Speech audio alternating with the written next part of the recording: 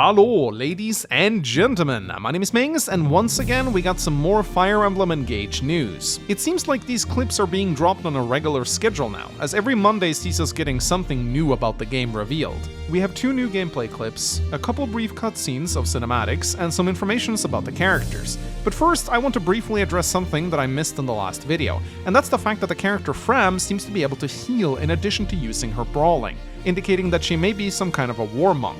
Someone also pointed out in the comment section that this game appears to be using the weapon triangle from 3 Hopes, which in addition to the classic lances beat swords, swords beats axes, axes beats lances, we also have tomes beating brawling, brawling beating bows, and bows beating tomes, which should be pretty interesting. Anyway, let's get into the new stuff. First out today we have a character profile on Marth, which reads the following. The Emblem Marth, also known as the Emblem of Beginnings, is a hero amongst heroes who's extremely noble and charismatic, a prince of Altia from the Outrealm content of Arcanea. We then get a short gameplay clip of Alar attacking a corrupted soldier with Marth active, which seems to grant him a stat boost. We also see the action menu, which shows us that engage and attack are actually 2 different actions. This might mean that we can choose whether we want Marth to assist Alar in this battle or not, and that there might be some kind of cost to activating him. We also see that Alar has the Liberation Sword, which is a D-rank weapon locked to Divine Dragons, meaning it's either Alar's personal weapon or that there might be other playable Divine Dragons that can equip it. The sword gives engage count +1, and what this means is a bit of a mystery, but we can assume that it grants 1 extra turn of the engage mechanic when used, or maybe it speeds up the rate at which you can summon a hero again, kinda similar to how heroes have certain skills which accelerate specials.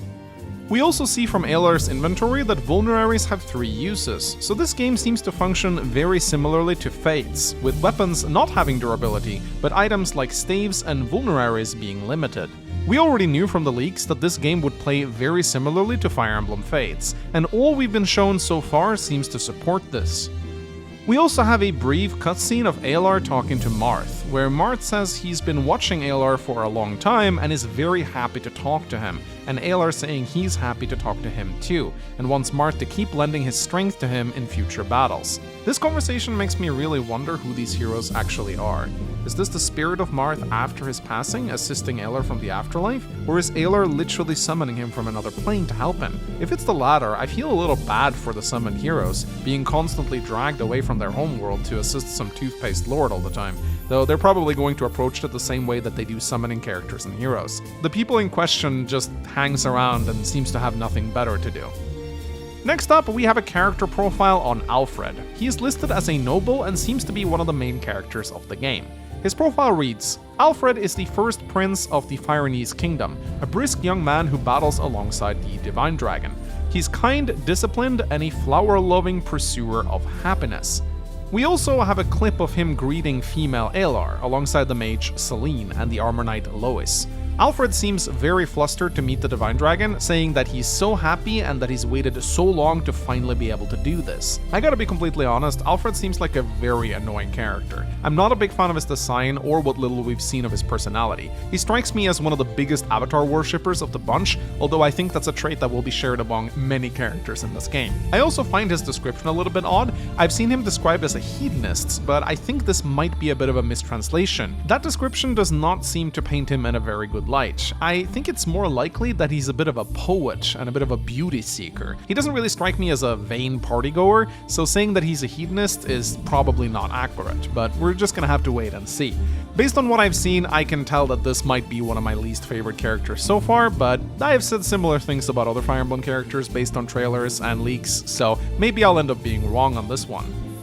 We then get another gameplay clip of Alfred attacking a corrupted cavalier. In his inventory, we can see that he has an iron lance, a javelin, a vulnerary, and a poleaxe. He once again triggers a break attack on the enemy, which I'm fairly certain has something to do with having a weapon triangle advantage, but a most curious detail is that his enemy has a 100% chance to crit him, which might either be rigged stats for the sake of capturing footage, or maybe the enemy has some kind of hidden skill like a buffed up wrath or something of the sort, which guarantees a critical hit.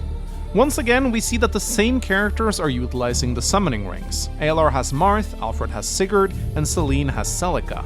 We've yet to see any other characters utilizing these summons. And another interesting detail is that we see the return of green units on the battlefield. Some of them are armed while some are unarmed. I would surmise that protecting them is either the main objective or a side quest. So yeah, that's all I have for you guys today. It's a bit of a short video, but that's because they seem to just release small trickles of gameplay rather than doing huge reveals, which is actually not that bad from a content creator's perspective. It could be that they will escalate the amount of news going forward, or maybe they will just keep releasing a couple of clips every Monday to keep the fans interested and the hype high, which is honestly a pretty smart marketing strategy. The game is now 109 days away, so that means that they have plenty of time to release more clips if they want to. And whenever they come out, you can count on me making a video as quickly as possible to inform you all. As always, if you notice any crucial details in these clips that I missed, please point them out to me in the comment section and I'll include them in the next video. Smash the like button and subscribe for more Fire Emblem Engage news in the future. My name's been Mengs, thank you for watching, and I'll see you guys next time. Bye bye!